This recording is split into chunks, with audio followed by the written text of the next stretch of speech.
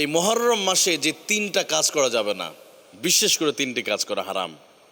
সব মাসে কিন্তু মুহররম মাসে স্পেশালি এই কাজগুলো করা যাবে না। এক নম্বর, কারো প্রতি জুলুম করা যাবে না, অন্যায় অবিচার করা যাবে না, কোনো মাসেই নয়। আর হারাম মাসে আরো নিষেধ, কারণ আল্লাহ কোরআনে বলেছে, ইন্না ইদ্দাতাশ শুহুরি ইনদাল্লাহি 12 শাহরান ফি কিতাবিল্লাহি ইয়াওমা খালাকাস সামাওয়াতি ওয়াল আরদা মিনহা আরবাতুন হুরুম লা তাযলিমু ফীহিন্না আনফুসাকুম।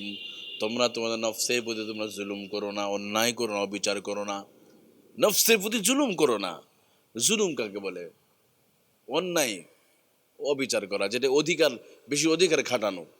আপনি একটা মানুষকে গালি দিলে এটা জুলুমের মধ্যে পড়ে যাবে। একটা মানুষের হক নষ্ট করলেন, আপনি জুলুম করলেন, অন্যায় করলেন। আপনি মিথ্যা সাক্ষী দিলেন, তার সাথে জুলুম করলেন, আপনি একজন জালেম আরবি ভাষা অনুযায়ী। আপনি রাস্তা দিয়ে গাড়ি নিয়ে যাচ্ছেন, রাস্তায় মধ্যে পানি আছে, নাপাক পানি, কিন্তু জোরে নিয়ে গেলেন, পানিটা ছিটকে আর একজন শরীরে লেগে গেল, আপনি জুলুম করলেন, অন্যায় করলেন। এটা এক ধরনের অন্যায়। এই জন্য আল্লাহ বলেন, লা তাজলিমু ফি আনফুসাকুম, অতএব তোমরা এই দিনগুলিতে তোমরা নফসের প্রতি জুলুম করো না, অন্যায় করো না। এই দিন যারা নামাজ আদায় করো না, তারাও আল্লাহর সাথে নাফরমানি করলো। যে মেয়েরা বেপরদায় চলে, তারাও আল্লাহর সাথে নাফরমানি করলো।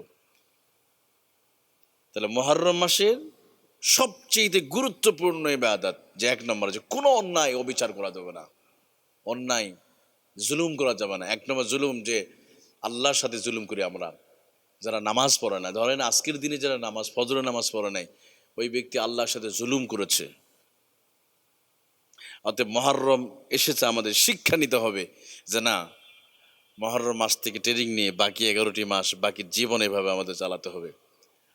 আল্লাহর হুকুম অমান্য করা যাবে না। হুকুম সাথে অমান্য করা মানে আল্লাহর সাথে জুলুম করা।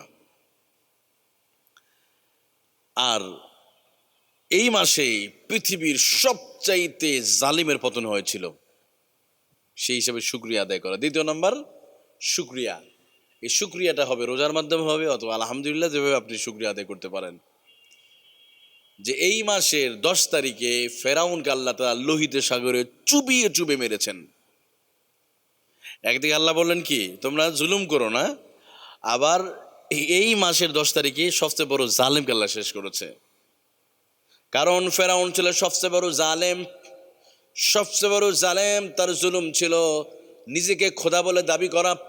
আল্লাহর সাথে পাল্লা দিয়ে ফেরাউন যে অপরাধ করেছিল, আল্লাহ বলে সে সবচেয়ে বড় অপরাধ করেছে। ফেরাউন বলেছিল, আনা রব্বুকুমুল আলা, আমি হলাম সবচেয়ে বড় খোদা। অত সবচেয়ে বড় জুলুম ছিল ফেরাউন এইটা।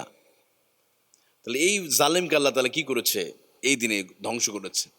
অতএব আপনি দুনিয়াতে কোনো অন্যায় করে, জুলুম করে এটা মনে করেন যে আপনি পার পেয়ে যাবেন, আপনি দুনিয়াতে শাস্তি পাবেন। আপনি ক্ষমতা অপব্যবহার করে, স্বৈরাচারী আচরণ করে মানুষকে কষ্ট দিবেন, আপনাকে ফেরাউনের মতো শাস্তি ভোগ করে যেতে হবে আপনাকে।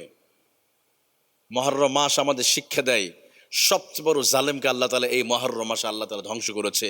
অতএব পৃথিবীতে এখনও যারা সেই ফেরাউনের উত্তরসূরি, যে জালেমরা যারা এখনও যারা আছে, তাদেরকে বলতে চাই, শিক্ষা নাও।